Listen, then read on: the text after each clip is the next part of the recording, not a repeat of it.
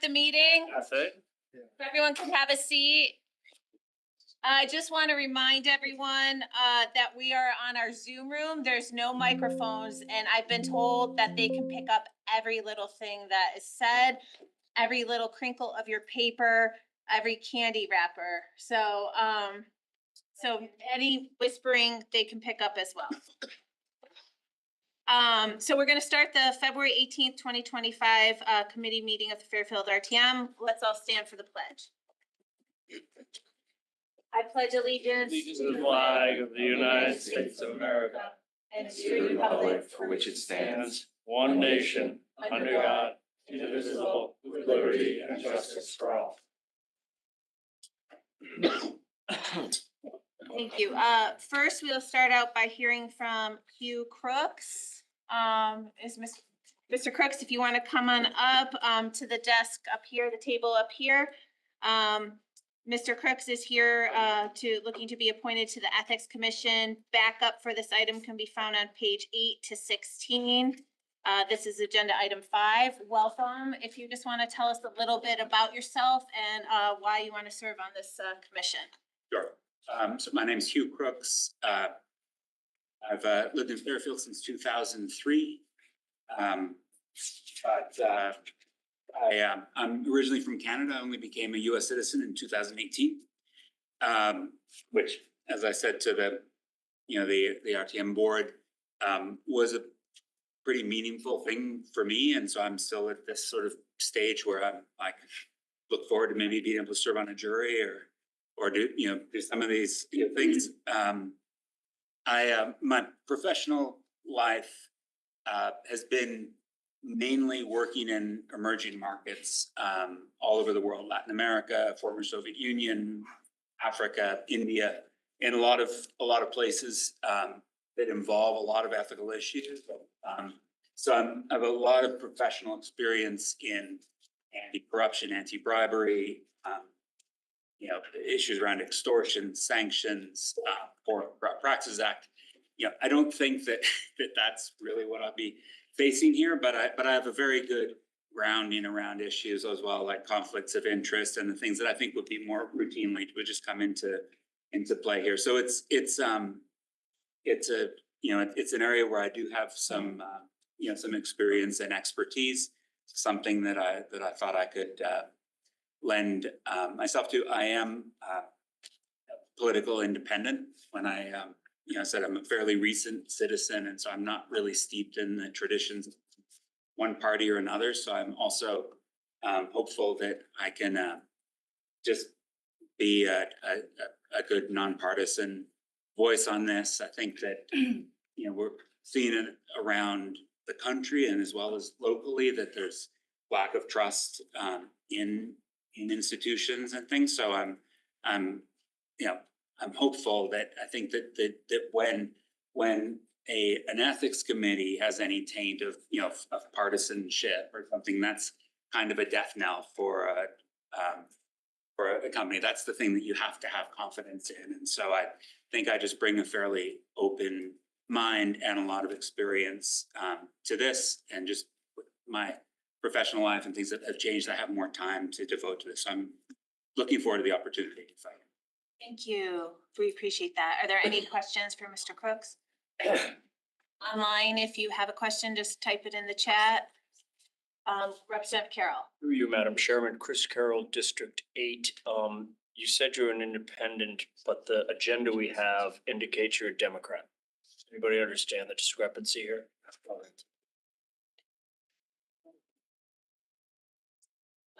I'll follow up on that, but You stated you're an Yeah, independent. very, very much. I've never voted one ticket or the other. In my small number of. application said independent, right? I think that's just a mistake. I I think. think that's a typo. We might need to amend it. Just wanted to. The regular meeting. Thank you very much. Are there any other questions or comments for Mr. Crooks?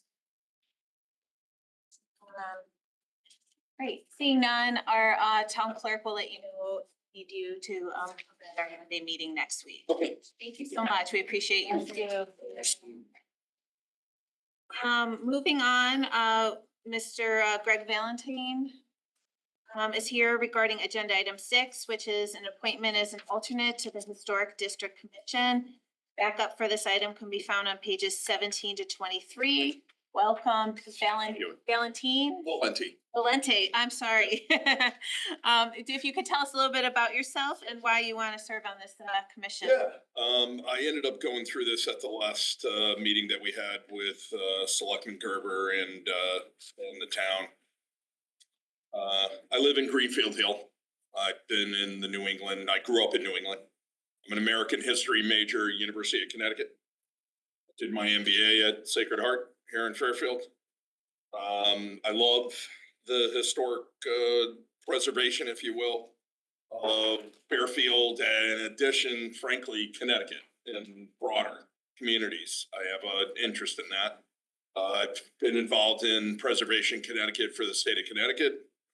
I'm a member of the Grange, and so I have an active, part of this. This allows me to not just be a voice, but an active voice, being able to support the community as I do today with other organizations that I belong to. So I'm happy to help. I'm happy to be part of this for the volunteering of this. I think there's a historic value that Fairfield needs to represent to not just ourselves, but as our kids and other generations come into the town and want to participate in the community. So it's a really important item for me personally, and I hopefully with my professional career, work for IBM, Xerox, Dell, Ernst & Young. I come from a lot of decision making, if you will, within my career and whatnot, and the ability to listen and understand. And so I'm hopefully I'm here to help and be part of really a great opportunity, if you will, to serve the town of Fairfield. Thank you. Are there any questions for Mr. Valente? Representative Shea. Hi, Mr. Valente. Thank you very much for coming in. Chris Shea, District 2. Representative Shea, if you could just speak up a little bit across the room. Thank you. Sure, yes. I know that your application says that you live at 762 Hillside Road. Is that in the Greenfield Hill Historic District? I don't believe so. Okay, Yeah. just It's curious. near the village. I'm part of the village, the village, but I'm in Greenfield Hill, Right. not part of the district. Okay, Outside the district, so can make a decision, I guess, outside the district for that. okay. area. And have you ever attended a Historic District Commission meeting? I have, Okay, yeah, I attended the last meeting and I pulled the agenda for the last year on every issue that was decided on.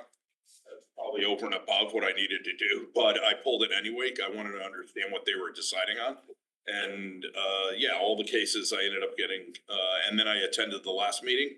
And so, yeah, I got an understanding of what the cases, typical cases look like and how we, collaborate and make decisions. and you're familiar with the handbook? I am. I went through the handbook. I ended up, the previous commissioner gave me a copy of the handbook. As I understand, it's from 2021 and it's potentially going to be revised over the next year. So maybe I've written a lot of bylaws. I'm a Sigma Chi fraternity board member. And so I'd be happy to, support writing any, bylaws that are associated with the handbook. And yeah, so I look forward to it. Thank you very Yeah. much. Yeah, thank you. Thank you. Thank you. Sure. Are there any other questions? Oh, I'm sorry. Are there any other questions for Mr. Quinn? I mean, Mr. Valente? Thank you. Our town clerk will let you know if we need you here next week. Thank you. All right. Moving on, Joseph Quinn is here via Zoom, I believe. Yes, can you hear me? Yes, we can. This is item number 7 on our agenda. Backup can be found on pages 24 to 28. Welcome, Mr. Quinn. If you could tell us a little bit about yourself and why you want to serve on the Employee Retirement Board. Thank you. My name's Joe Quinn. I apologize for not being there in person. I'm in Dallas on work travel, and they are under an extreme cold warning, which is to say 40 degrees. So, um, I grew up in Trumbull. Went to school in Fairfield, went to Fairfield University. Graduated about 15 years ago. Worked for the large part of my career at K2 Advisors, which is part of Franklin Templeton, conducting investment due diligence and operational due diligence on alternative investments, so hedge funds. I took a break to go to business school at Boston College. Been now at sorry. Oh, no, I'm sorry, there's something in the background. No one, but keep going. Thank you. Yeah, I've been at now at Bank of New York Mellon for about 2 years, conducting operational due diligence on alternative investments. So again, hedge funds, private equity funds, venture capital, and the like. Why do I want to do this? I saw one of First Selectman Gerber's email blasts go out and mention an opening that was highly relevant to my experience, skill set. Talked to a few board members, have enjoyed getting to know a few of them. Ken is one of them. Other than that, I have the time. I love Fairfield. I want to be more involved in Fairfield. So I'm happy to do what I can here and happy to take any questions you might have. Thank you. Are there any questions for Mr. Quinn? Recording in progress. Sorry about that in the background. Somehow the recording got stopped and now it started again. It doesn't appear to be any questions for Mr. Quinn. Seeing none, thank you so much for coming out today. We appreciate your commitment, and our town clerk will let you know if you need to come next Monday. Great. Thank you very much. Take care. Thank you. Moving on to agenda item 8, which is the distracted driving grants. Chief Mars, I don't see. There's no representation for Chief Mars here, is there? Okay, I don't see that. So we're gonna skip that for now. And we're gonna move on to agenda item 9, which is the $5,000 MetroCog grant for Fairfield Safer Streets program. Lisa Claire is here to give us a little bit about that. Our communications director. Backup on this can be found on pages 53 to 62. Welcome. Thank you. Good evening, everybody. So one of the most common things that we hear from residents office in emails and calls is people's concerns about speeding, safety on our roads. And you know that we've had both fatalities and injuries and multiple accidents. So one of the things that First Selectman Gerber wanted to do was find a way for us to do a public outreach campaign and speak to the residents and talk about their own level of responsibility in driving on our roads and doing so in a safe manner. So we applied for the grant from MetroCog. We have a $5,000 grant, and that is going to assist in the public outreach campaign, which is going to launch this spring with the goal of changing perceptions, attitudes, and most importantly, we hope, behavior to make our streets slower, safer. I don't know if you've ever noticed that when you're driving on a street and you're doing the speed limit, you've got a lot of people that'll back up behind you. And if you try to keep up with the traffic, you're not doing the speed limit. So I think it's safe to say that the general trend toward what we see nationwide and in Connecticut toward faster driving and more aggressive driving is seen here in Fairfield as well. So what we want to do is enhance road safety, and how we're going to do that is we're going to have a multi-platform campaign. We'll have a kickoff press conference, and then we will utilize the media as well as public meetings, schools, churches, sponsorships. We'll have printed materials, lawn signs. We'll use our town website and social media to share a number of messages over a 12-month period. So our group internally includes members from police, fire, bike ped, the schools, the health department, and the library, the well as the first selectman's office. But we know that there's a number of boards and departments that have responsibilities around traffic and safety and roadways. So we interact with and are guided by and share information with Fairfield Traffic Authority, Engineering Department, Fire, Police, the Bike Ped Committee, Public Works, and all the Vision Zero signatories, as well as you all as elected officials and other boards and commissions where they have that responsibility.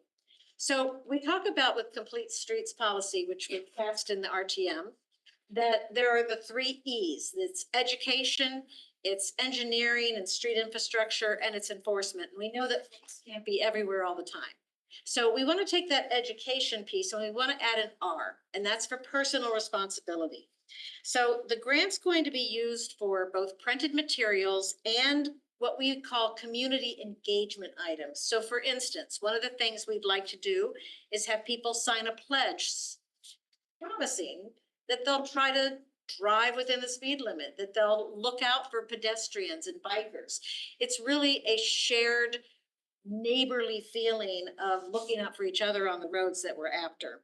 So once we have the pledge signed, what we'd like to do is use the grant money, do things like a car magnet that has our messaging on it and our logo on it, identifying people in the community for their peers that they're trying to do this as well. We're going to send out a survey very shortly. It's about 10 questions, and I hope you all get it. If your email is on the First Selectman's email list, then you should. And it's going to ask about your behaviors as well as your perceptions of safety, how you feel about letting your children walk on the streets, ride their bikes on the streets, walk to school. And then after the campaign is over, we'll do another survey and we'll measure whether or not we were successful in changing either perception or behavior. So the goal is ultimately to see a kinder, safer, slower Fairfield. Any questions? Thank you. Are there any questions? Representative Carroll? Yes, hi, thanks for being here, Chris Carroll, District 8. I know $5,000 isn't a tremendous amount of money, but properly used can be effective. What I'm hearing is, there's 62,000 people, 64,000 people, residents, and a lot of people where I live come off 95 and drive through the neighborhood to avoid the traffic. Is there any consideration of actually talking to people when they're in their car through signage? I agree with you. I drive down Mill Plain Road at 30 miles an hour. People want to kill me. I've also found lately, just because this has all become so top of mind, if I stop at a stop sign, other people stop, not just the person behind me because they have to. I've been thinking about this is how do we communicate this? Stop, don't be an ass. How do we get that signage? So meetings are nice. All those things are good and I'm sure productive. And then 500 people later, there's still 63,500 people who haven't seen the message. And I think having to consider getting that messaging and not, slow down for pedestrians. Nobody reads that. But be aggressive in that type of signage and communication. That is Might be an excellent considered. question. So I thank you for that. It's one of the things that you have to have, we used to say in marketing that you had to talk to someone 7 different times before they even remembered your message, right? And we're so fragmented right now that I think it's more than that. You have to continually be exposed to the message. The signing while you're driving, we could do lawn signs. There are some, and I think it's Stratfield that's doing their own Slow Down Fairfield campaign. And I think that was part of what Bill saw and really liked and thought, we could do it on a broader basis. So is there an opportunity for us to meet people in a number of different platforms? So I'm looking for a media sponsor or media sponsors. So that might be on radio. WICC, I think, might be a great partner for us, or 99.9 might be a great partner for us in helping us share the message. There might be opportunities in addition to lawn signs. Maybe I can get a billboard sponsor. I'm going to be looking for sponsorships around town to look for ways that we can speak to people. One of the things the police are doing, which is great, is Chief Calamares has promised that with every traffic stop and ticket, they'll be handing out our brochures. That's about 1,000 people a month. So you'll get a brochure, printed material with some information about why you should be driving in a different manner. Additionally to that, one of the thoughts that we have, and I'm not sure how this is gonna roll out exactly, but there's a lot of people who are transient through town. Like they might be the ones who are cutting from 95 to the Merritt, and I live on Congress Street, so I get a lot of that right in front of my house, and nobody's doing the speed limit there. But a lot of times it's people who are driving trucks where they're landscapers, they're painters, they're plumbers, they're electricians. And so one of the thoughts we had was asking people to actually share a written piece of information with their vendors who are coming into their homes, asking them to, as a courtesy to their clients, but to the town, to drive in a safer manner.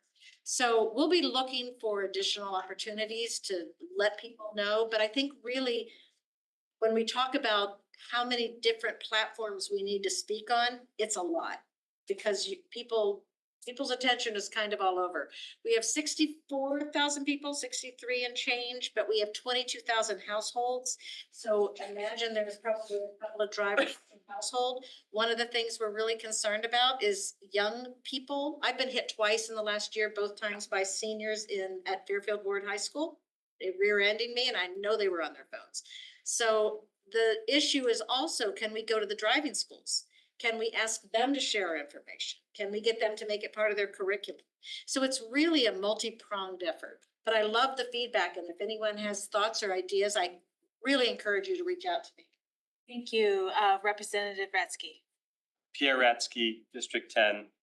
Thank you for your efforts. And just to piggyback, my colleague there said, people aren't going to change their behavior just out of the kindness of their hearts, unfortunately. And I think about, you see a cigarette warning pack in America, and it just has a little bit of language saying, warning, cigarettes can kill you. You go to another country, they have these horrific pictures of diseased lungs. And I know that one of the techniques they use if someone's been, stopped for reckless driving is to make them watch those horrible videos with scenes of crashes in the aftermath. Is there any idea about including more aggressive messaging like that, putting the horrible potential consequences of bad driving directly in people's faces, in a brochure at the driving schools? We actually have a videographer, a father of children in this town who's a professional videographer, and he's not working this time. I think he's being a stay-at-home dad, and he's offered to work for us for free. So as a volunteer, that's an excellent resource to have. And we'll work with the police department too and see if we can incorporate some of those things, because I absolutely agree with you. And I've seen the cigarette packages in Canada as an example, Right. and it does make you stop and think. And there's some really excellent videos online as well that other countries and other states are using that show the impact to a family and the grief that ensues when you done something that, a second's bad judgment creates a lifetime of misery for someone. So you're right, though. It's really hard to change behavior, but that's a hurdle we have to try to address. It doesn't mean we're not going to try. Thank you. Are there, Representative Rock? Dave Rock, District 2. Lisa, I want to focus in on the math. I see $5,000 and I see, 50 different ideas, which are all awesome and excellent. I appreciate your efforts here, but how does the math work? $5,000 seems like it should be 50. Absolutely true. And if you have any opportunity to donate, we'd love that. My checkbook. So we don't have a budget, but one of the things we're doing is just like any nonprofit, our town's a nonprofit, and this is a really valuable message. So we're going to go out to the business community. I'm starting with the car dealerships, and I'm going to go out just like I have with events for other things that I've done for nonprofits in the past. I'm going to go with an ask. I'm going to have a little package put together, and I'm going to say, listen, Paul Miller, Nissan, you are a wonderful member of the community for 60 years. And do I have an opportunity for you?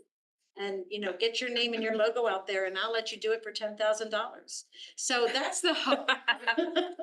That's the hope. Anybody that has any connections in the car industry, I'd love to talk to you afterward. Are there any other questions regarding this item? I don't see any online. Thank you. We appreciate that. And it's nice seeing you here for the first time, I think, before us. So thank you. I appreciate all of your listening to this.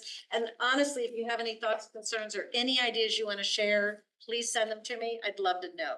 So. Thank you. Thanks. Moving back to agenda item 3 on our agenda, which is the Affordable Housing Committee report. We have the Director of Community and Economic Development, Mr. Barnhart here, and the Affordable Housing Chair, Mr. Limecooler here. Backup for this item can be found on page 1 to 3 of our backup. Welcome. Hello. I'm not sure which one of you is going to start, but go ahead. Going to share hopefully our screen with you.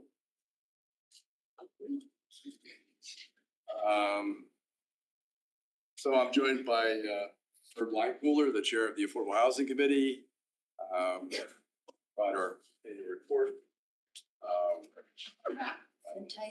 For the position of the committee. Why don't you go ahead? I will just go through it very, very quickly and we'll answer questions. So the Affordable Housing Committee is an advocacy group. Their mission is to promote a full range of housing for all types and incomes and ages in town. We've had an affordable housing committee of one sort or another for many, many years, dating back to the mid-1980s when a task force was formed. As a result of that, created the town's first affordable housing plan in 1988 that was updated in 2014, again in 2022. The 2014 plan had a number of different goals, which the committee worked on with various other groups, including the Planning and Zoning Commission and this body. We developed inclusionary zoning with the Planning and Zoning Commission, created a model housing plan, established a housing trust fund and a mechanism by which to fund it, and updated our accessory dwelling unit regulations. Those were some of our key takeaways from the 2014 plan. But yet, as we can see, the issue is still with us. Obviously, housing prices have increased a lot faster than household income. Looking at it a different way in terms of affordability, in terms of cost burden. Obviously, this is much more pronounced amongst our rental households than ownership, but it still persists within ownership households in Fairfield. We have produced more housing as of late. So we've increased our housing production by about 50% on average over the last 10, 11 years. And we're producing different types of housing, again, meeting different needs at different points of folks' lives, a lot more multifamily than what has traditionally been done in the last period of time. But yet we still have the single most predominant typology here is a single family home. That's what Fairfield's known for, and it's not going to really change. But we are seeing a number of different other housing options that are available for folks. We have, along with increasing production, also increased our affordable housing inventory. And most recently, we've entered into a partnership with Habitat Entity. We are close to completing a project on Greenfield Street, building 2 new duplexes, affordable home ownership for folks at or below 60% area median income, which is pretty much unheard of in this part of the country. Which we're hoping to see a CO sometime in May. The big, in terms of accomplishments this year, as folks in this room know, we did accumulate enough housing unit equivalency points to file our initial moratorium application, our application for certificate of affordable housing completion with the Department of Housing in December. That has been received. They have certified it as having been complete. The comment period has been concluded at both the town and the Department of Housing level. And we're expecting a decision within that 90-day window, which would run through the 31st of March. So sometime in the next month. I'd just like to interrupt Mark and for a second, just say how momentous an accomplishment this was when Mark's at the end of his office. This is quite an application that he had to put together. Took months and months. It's about this thick and it's prominently displayed in his offices. But I think we all deserve, I think Mark deserves a real debt of gratitude on part of all of us for really tremendous work that he did. The team effort, you know, if you really want to fall asleep or need trouble sleeping, you can go online and do a copy of this 650-page tome. So hats off to Department of Housing for reviewing it, I guess. In terms of other things that the Affordable Housing Committee has worked on this past year, we've looked at opportunities to create the so-called missing middle housing, including a regulation amendment for the planning and zoning that allows a developer to create an additional bonus unit if they create an affordable unit. Only applies to developments on lots of 15,000 square feet. So it's very limited, but it's kind of a trial balloon to kind of see if this technique or process would work. We've also spent a lot of time with members of the committee, very talented, looking at opportunities to repurpose underutilized properties such as our commercial parking lots. The picture in the lower right is an example of that work. It is, again, available online. We've looked at whether it's used, repurposed as green space. It would be better than just asphalt, which is unused. So we do think there's tremendous opportunity to look at those in a different light. We did secure a technical assistance grant from our friends at the Fairfield County Center for Housing Opportunities. Again, we've asked for their help to help us identify best practices as relates to creating that missing middle housing, the lower density housing that fits well within our neighborhoods. The committee has for the last several years hosted an ADU workshop that is always very well attended. I think we've had about 50 people. We usually have a panel moderated by a member of the committee, but we usually have a builder or an architect, as well as a person that had an accessory dwelling unit created, and somebody from our planning and zoning department to talk about the regulatory changes that have been made. And as you know, we continue to pursue our partnership with Habitat, looking at other opportunities, both in Centertown, on the Parkview Commons area, as well as elsewhere on Greenfield Street. So our 2022 plan, as you know, we had to update our plan to comply with state requirements. It does have a couple of key strategies in there that we're currently working on. One is to look at our set aside requirements. Currently, we require set aside at least 10%, 12% in the POD overlay district as below market rate housing. We have looked at some of our neighboring towns who have higher levels. We want to make sure, obviously, it pencils out. We don't want to not produce any type of housing. So we're looking at, potentially increasing that threshold.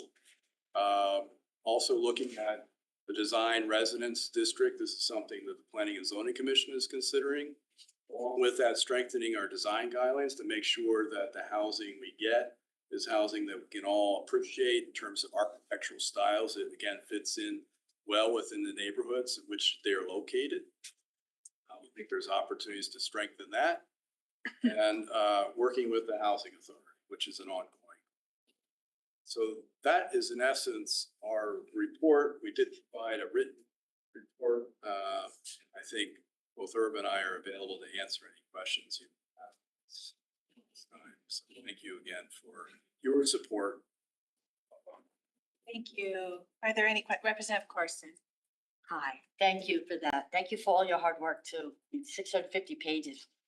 Anyway, Laura Carson, District 4. Can you just define for me what middle missing housing is? So we look at it typically as, we do allow as of right in certain zones, 2, 3, and 4 family units. Typically, this is somewhere in that same range up to perhaps 10 or 12 units.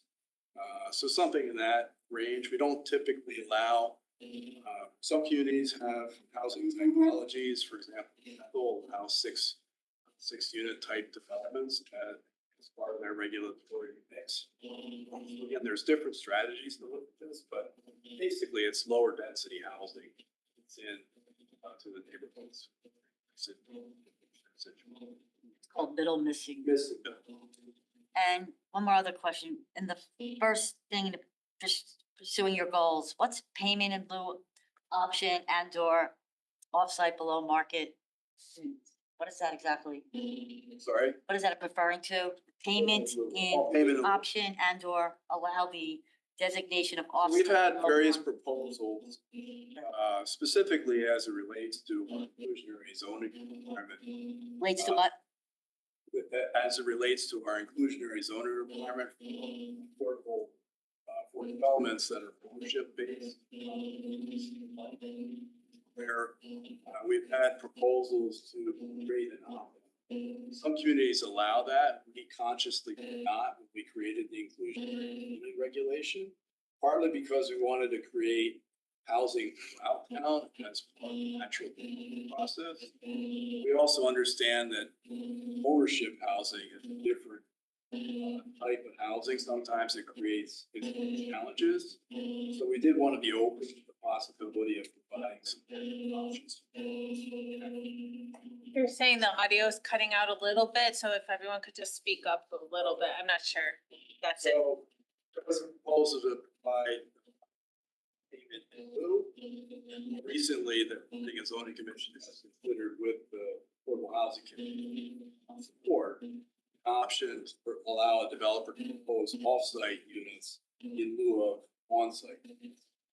And the way the committee looks at it, correct me if I'm wrong, but I think it's really just, we look at it as a tool by which the town housing. So long as it's at the discretion of the town, the Planning and Zoning Commission can make that determination of whether it's in the town's best interest. Are there any other questions? Representative Wu? Jay Walk, District 5, High Mark, to see you again. My question is, so, first of all, it sounds like a great project and I'm for it. So how, usually in these projects, I always usually ask, how, parking, when you put a project in like this, Quincy Street, is it gonna, any more cars are gonna be added to the road? Is it gonna get safe, sidewalks, children, things like that? Yeah, I think if we're focused on smaller density type housing, they're typically able to park those cars on site without really any negative effects to the surrounding area as opposed to the large family developments. They have their place, but I think we can all agree there are some areas that the town wouldn't go. And sometimes because of the way the state statutes are structured, I think the zoning commission really has no choice because I do think that he looks favorably upon creating opportunities where we give family units in areas that already have that. And I think in those cases, it's fairly easy to solve. There aren't really any negative effects. So they'll have a parking area? Typically, they're gonna have a driveway or a garage area designated. Okay, thank you. You, Representative Horton. Hi, Margaret Horton, District 10. I'm not sure exactly what my question is. I wanted to go back to the idea of middle housing for a second. In general, I'm a huge proponent of middle housing, and I think it's a great solution. Maybe this is just because this is what the market is allowing, but I'm also struggling with, in my neighborhood, there's middle housing, but it's hardly solving the problem of affordability. Like there was a duplex in my neighborhood that this past year, each side went for 1.7. There's a duplex on, I think, Nichols Street right now where each side is 1.4. So I don't really know how to address that, but I don't know if you guys have kind of thought about this, because in general, I think middle housing is a great solution, but it's certainly not affordable, at least what's happening right now. we're struggling a little bit as well in terms of, coming up with really sustainable, cost-effective solutions to create this. I don't mean to say that we have those answers. We're certainly familiar with the phenomenon you just referenced. And even where the town's directly involved, such as a park, those are being produced at a loss. So there's some, even though the town is donating the land, actual cost to produce it is less than what we're selling them to make them. So that does create challenges for sure. Just gonna pause you for a minute. I think we're having some audio issues. Sorry, if you're sharing your screen and. I'll close that. So my next, I think also the heater or something is Yeah, I making hear- noise back behind. Yeah. I think we really appreciate the fact that the affordability issue that you mentioned, and it's something we really struggle with a lot. And what we, I would just add that in the committee, we're trying to do more than create just, affordable housing from that perspective. We're really trying to find more housing options for all Fairfield.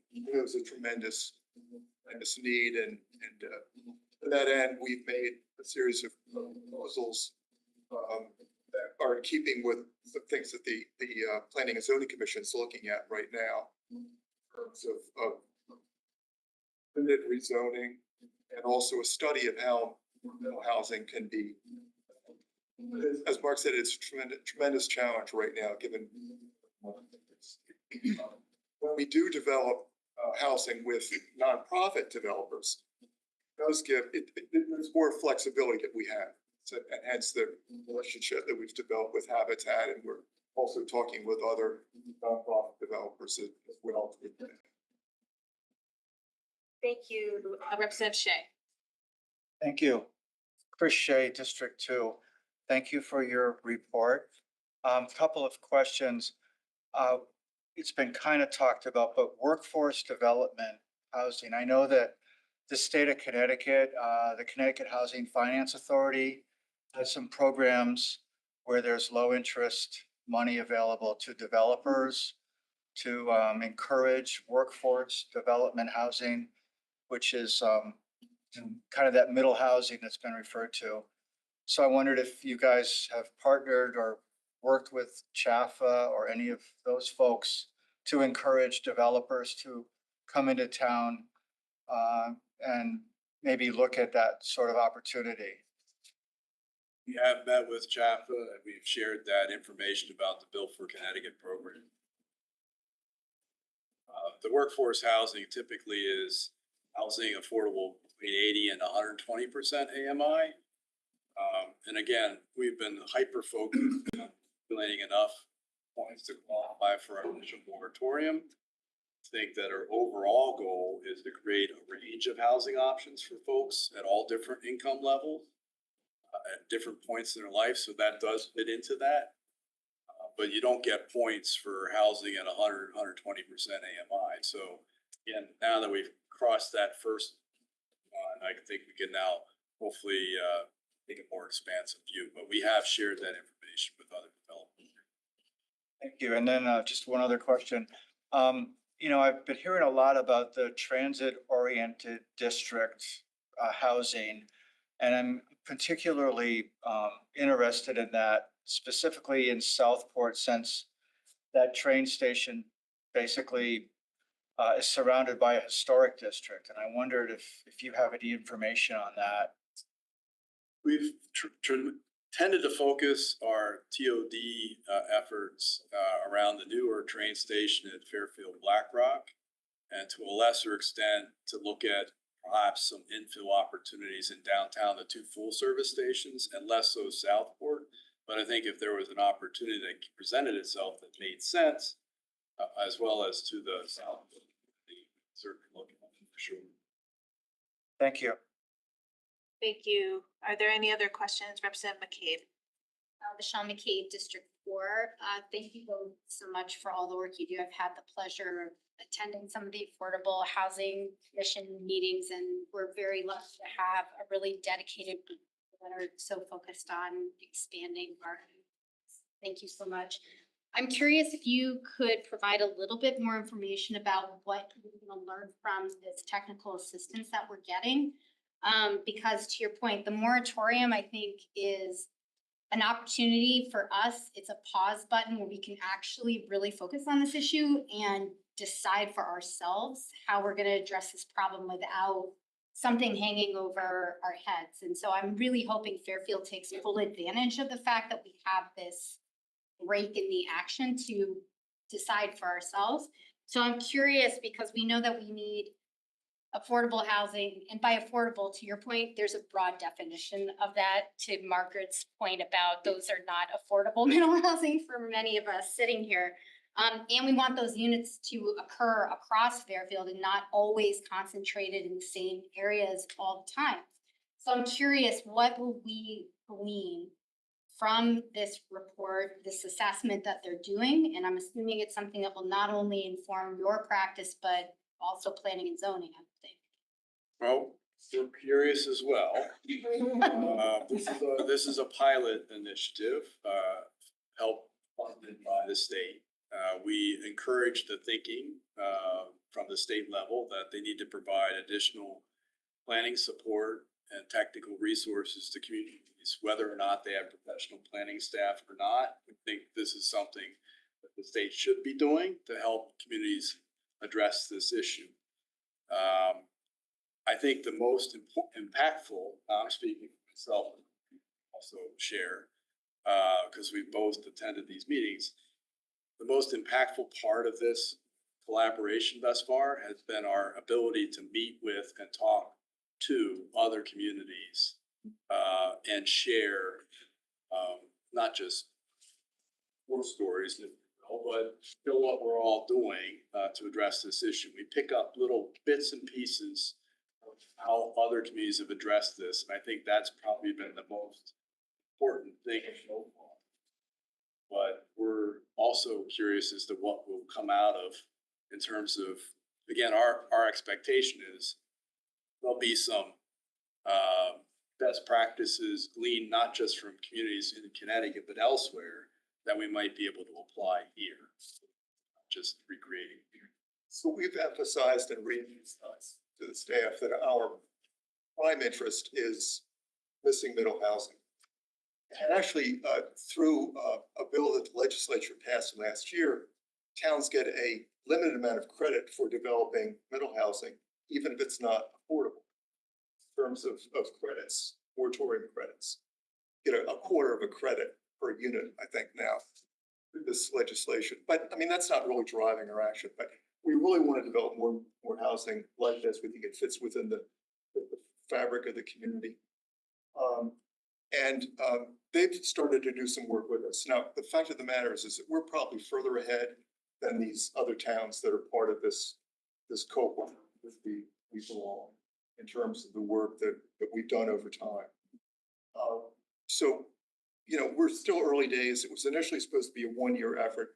Everybody realizes it's got to be a lot longer than that. So this is going to go on beyond the year that was initially designed to be. But some other things have come out of this. And so one of the things that they're working with us on this whole concept of developing housing advocates community, which is really important. And we need a lot more housing advocates. And so kind of a systematic process for developing housing advocates, educating the public in terms of the importance of developing different types of housing, including affordable housing, is one of the things that we're looking at closely as part of this overall consortium.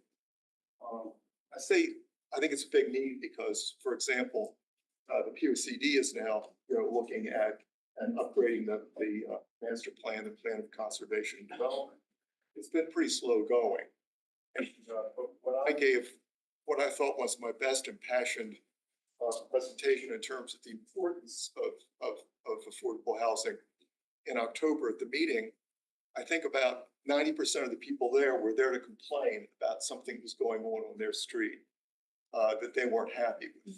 So we don't have a lot of people that are out there, advocating for, a big picture, view of what we really need to try to accomplish, given the fact we've got 98,000 people in the state that need housing.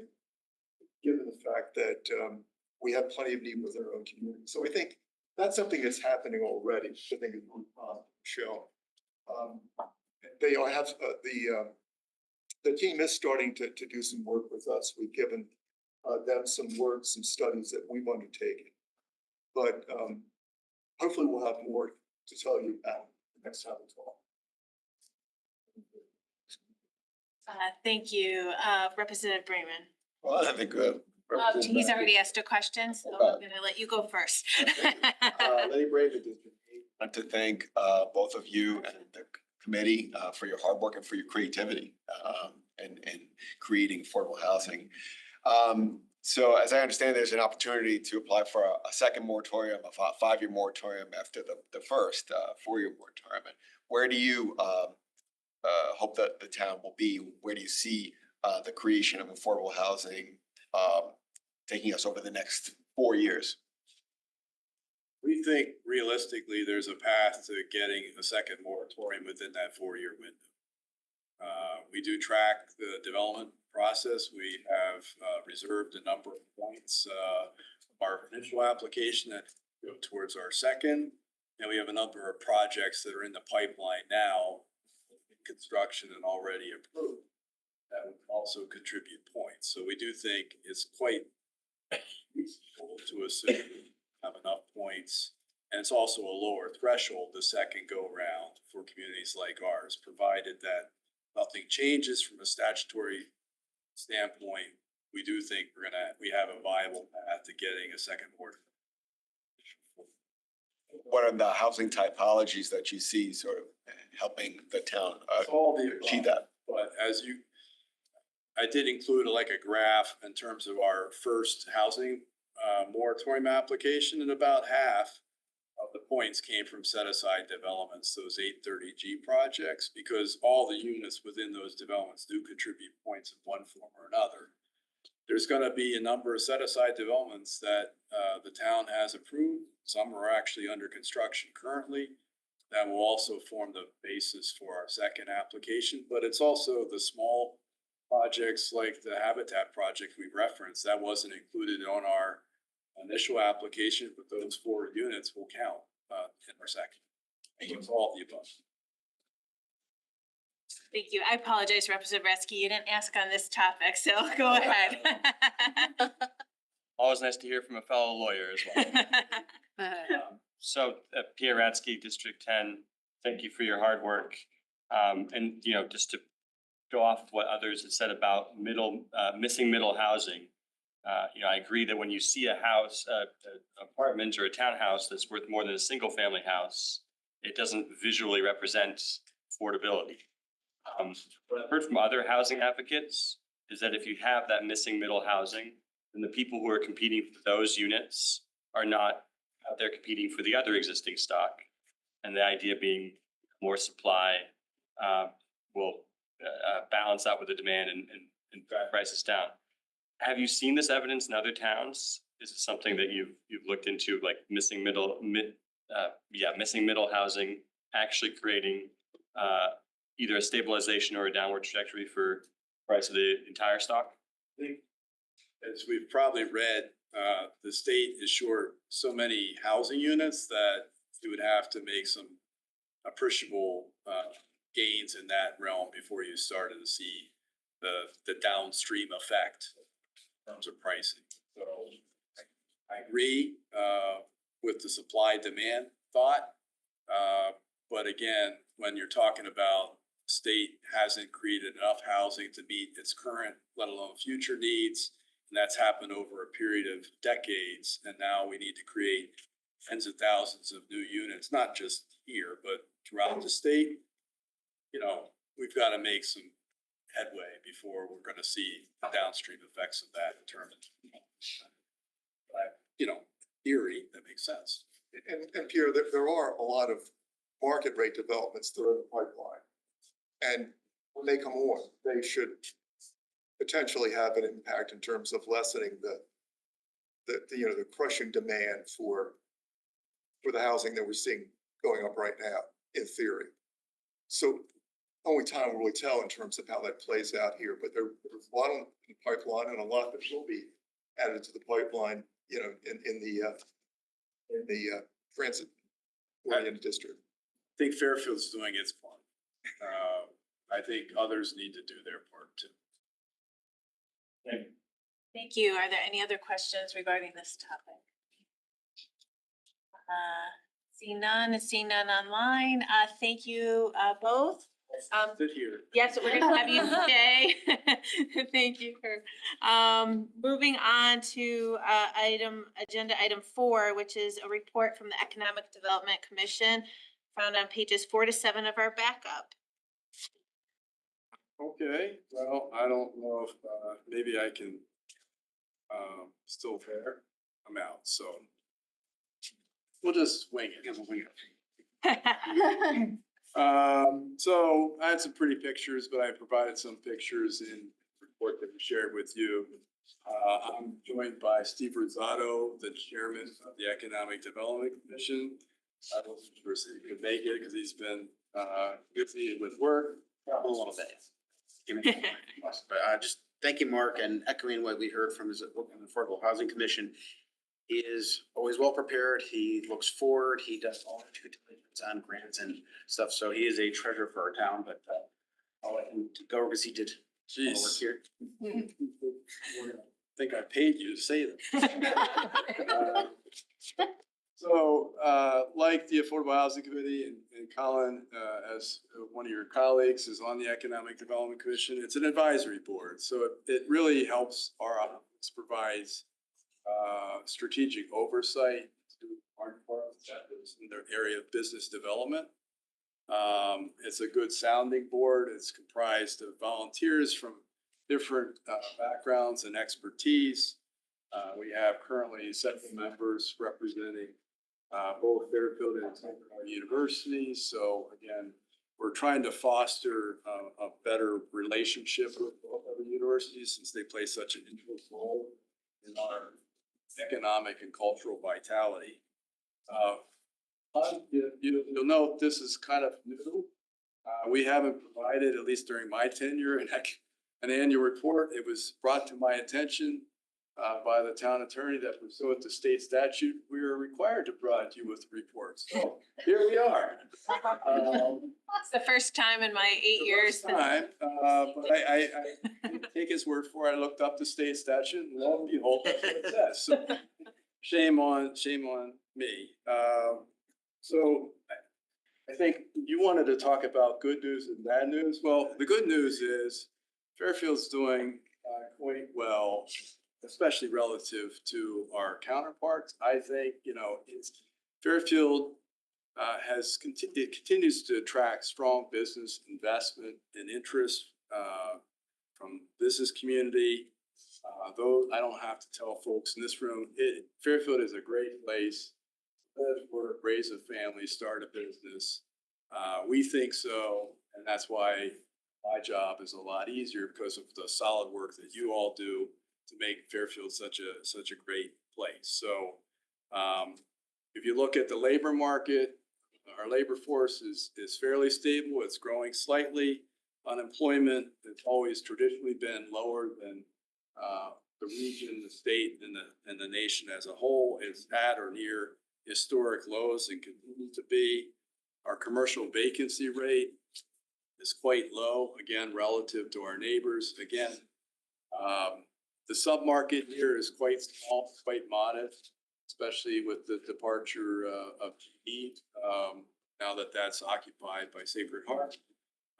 But, we've seen that phenomenon in other communities too, where larger office parks in suburban and towns are being repurposed for other uses, predominantly housing. So you're seeing some of the office market leave, which is good because we had an oversupply of office for a long time. So as long as that's the case, particularly down county, you're not going to see a lot new office development occurring.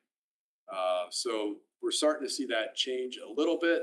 Again, older Class C, Class B office is being repurposed, and we're seeing increased absorption, so lower vacancy rates overall, but our vacancy rate is much, much lower. state. We continue to see fairly robust development activity, not quite as active as we did a couple years ago. You know, there's obviously one of an effect in terms of the larger economic trends, interest rates, production costs, things of that nature do have an effect on local development activity. But we're still seeing new projects come to the fore, some that have been completed this past year, some that we're working on right now. And new business activity in terms of new business starts. So I think all in all, Fairfield's in good shape economically. In terms of what the commission is working on, this last year, we worked with our universities to put together a capital matchmaker event to connect small businesses with resources, business resources so that they can help grow and expand their business.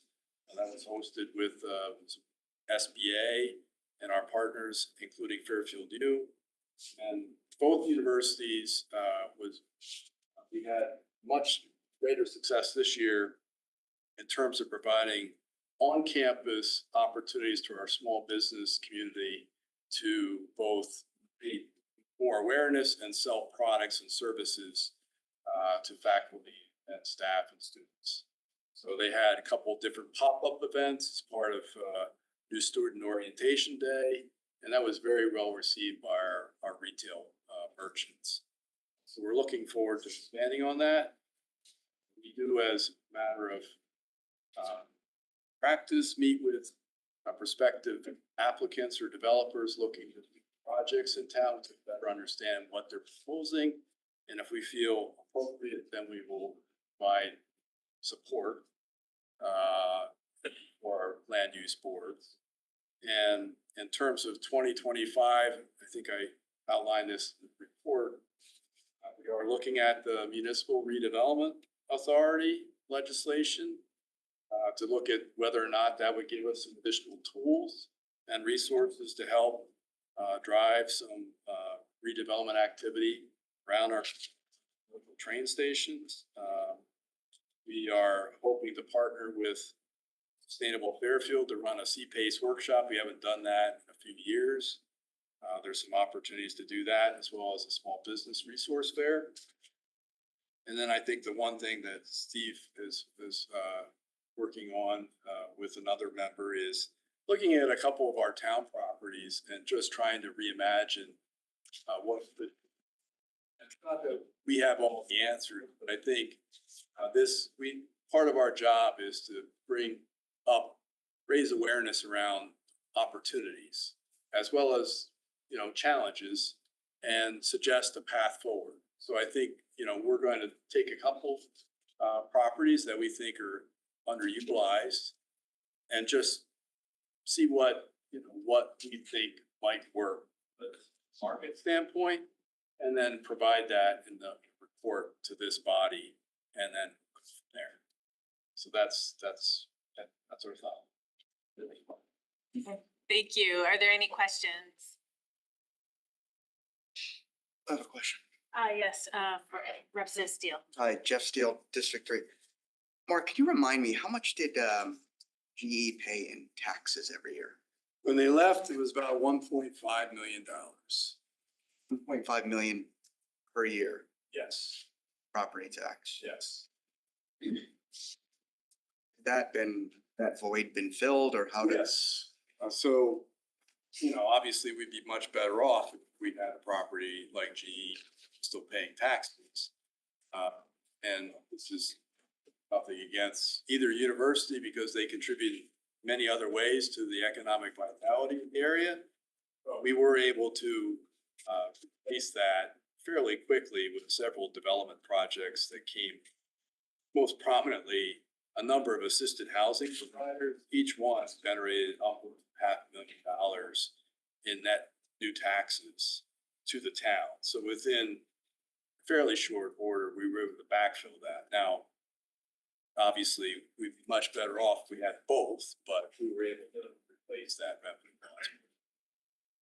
And as a follow-up, And just remind me or clarify, so either university or neither university pays any taxes to the You town? receive a payment in lieu from the state, but you know, the pot of money that the state provides in the way of a payment in lieu is capped. So the more you slice the pie up amongst the communities that host college and universities, it's a smaller share. So I think when I last looked at that, we were getting about 20 cents in the dollar. I'm sorry, I couldn't hear. 20 cents in the dollar 20 cents to the dollar for each university? for the property that they, the state's basically providing a payment in lieu for that value of the property. And it should be, I understand, it should be 70 cents, right? But it's never been 70 cents. It's always been something less. And so the state has capped that amount or has not grown that pie as big as it should. And so our sliver of that pie is less and less each year, or that's what the trend had. And it's a yearly payment? It is, we receive that as part of your revenue sources in the budget. So What is that number for? I don't have it in front of me, but. A ballpark? I mean, I literally don't know. That's at churches, schools. Well, there are others, but there's a specific payment in lieu of taxes for your college and universities, but Jeff. It's in our budget book. I'm just curious if he knew it. It changes year to year too, and you might not even have the numbers yet, because in the past, I know that numbers come in actually late in our budget process, so that might not have come from the state yet. Probably not for upcoming year, Yeah. but certainly for the current year, I'm sure I can provide that.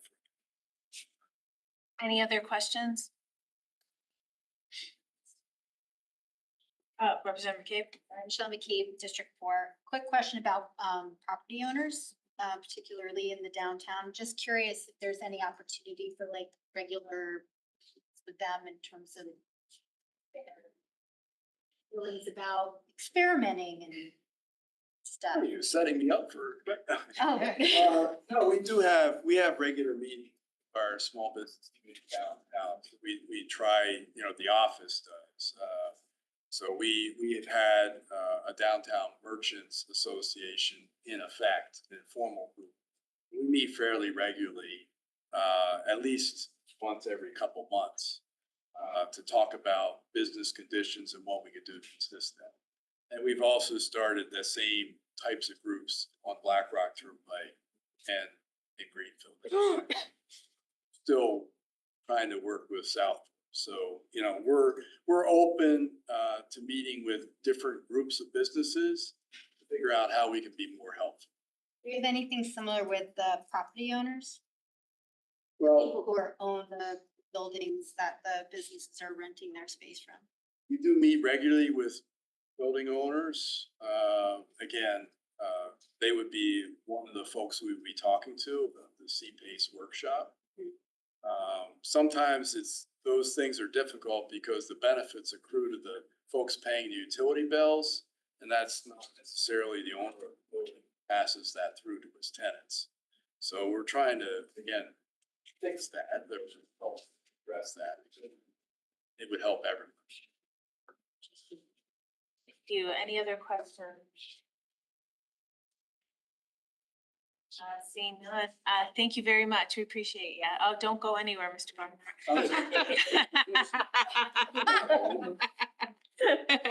We thank you for coming, Mr. He's here for more, he said he was here for moral support. He did more than that. Mr. Barnhart's last item for tonight, agenda item 10, involving the lease at 385 to 409 Quincy Street. Backup for this item can be found on page 63 to 102. Go ahead. Okay, I'm sure many of you recall that we purchased, so this is part of the Parkview Commons, also known as the Navy or military housing site. The town purchased or acquired this from the US government many years ago. We subdivided it into individual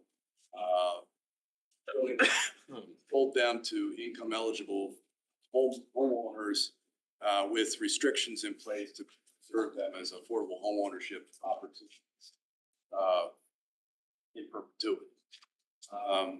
Things went along okay up until Superstorm Sandy. These are all slab on grade construction. They're very modest housing. But they're at the wrong flood elevation. And not that the development suffered significant damage themselves. Certainly the areas around it were flooded, get in or out, but as a result, we've seen rising flood insurance premiums that kind of undermine the long-term affordability of these units as affordable homeownership units. So what we did was we've been looking at opportunities. The town has a right to repurchase these units, a right of first refusal when offered for sale. And we've been slowly reacquiring parcels with the idea of redeveloping the site, parcel by parcel or as a group. And what we want to do is obviously comply with the current FEMA flood requirements, elevate the structures, but it doesn't make sense to elevate the existing 1960 vintage housing. We would build new, correct flood elevation. And in doing so, to help spread the cost, we might look for opportunities to expand, not only preserve what we have, but expand those funds. So what we're proposing here, by these parcels some few years back, entered into a development agreement after going through an RFP process with Habitat for Humanity. The idea would be to ground lease them as we did on Greenfield Street, have them construct new duplexes, move the single family homes that are there currently at the correct flood elevation. These are all conforming duplex building lots in terms of lot size, residence B zone. We need to make a coastal site plan application to planning and zoning because of their location. But again, this addresses that flood compliance issue that we've had for many years. So we'd like to start with these two units, properties, 385 and 409, which are both vacant and unoccupied, and essentially ready to go as soon as we provide them Habitat with a ground lease. So that would be very similar in construct to the. Thank you. Are there any questions regarding this item? See none. Thank you so much, Mr. Barker. We appreciate it. Appreciate you. Moving on to agenda item 11, which is amendments to the vehicle and traffic ordinance found on pages 103 to 127 of our backup. We've already heard multiple presentations on this topic, but I just wanted to know if anyone does have any questions. Seeing that, oh, go ahead, Representative Ludwig-Zach. And Christine Ludwig, District 8. This is not so much a question or something I could certainly sort out internally. But if I had a request for an amendment, yes, would I do that next week on the floor after we've introduced the item by a motion? You can make an amendment, motion to amend, and with a second, we can discuss the amendment and add it. Okay. All right. I think it's something we had already discussed. Just wanted to see if it was something I'd be doing writing. Okay. All right. Thank you. Representative Carson. Laura Carson, District 4. Who am I asking this question? Well, it depends what your question is, and then we can probably represent McCabe, but let's figure that out. There's some chatter on next door about points on your license. And I want to clarify that there's definitely no way that you get points on your license because people are arguing, oh, it starts that way, but there'll be points license or insurance will require it. And I just want to clarify that this will not be points on your license. Representative McCabe, District 4, no, there will not be points on the license as was explained by Chief Calamaris and is also written in state statute. This is a program that is treated similarly to parking violations. So if the folks online were to, for example, read the ordinance, they would learn that the rate is set for first violation and second violation. It doesn't matter whether you're 11 miles over the speed limit or 30 miles over the speed limit. It has nothing to do with the way that you get pulled over by a police officer. So anyone who asks the question, you can clarify that that is not how this process works. Thank you, Chief McCabe. Thank you. Are there any other questions regarding this item? Seeing none, so Chief Calamaris, I don't see here, so obviously we'll try to hear from him next week. It's possible some sort of emergency could have happened. We'll follow up with that. I do want to make sure that everyone received my email yesterday about the item that I am adding to our agenda. If legislative and administrative committee decides by a 2/3 vote to add that to their agenda today, since I did not add that within 24 hours of their meeting, they can vote to discuss that at their meeting. And they can just then vote, if that's a 2/3 vote to discuss it, then they can vote with a regular majority vote to pass it out of committee. If that gets passed out of committee tomorrow, or tonight, I'm sorry, and this body so chooses with a 2/3 vote, we can vote to suspend Rule 32, and we may consider voting on this item next week. If all of that does not happen, then we will not be voting on this item next week, but it is on the agenda, so I encourage everybody to look at the backup for that, just in case that doesn't occur, and to ask questions through me this week if you have any regarding that. Other than that, is there any other questions or comments? We're going to break into our respective committees.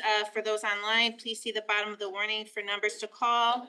LNA is meeting in the superintendent's office, and chairs, remember to record your meeting. So we don't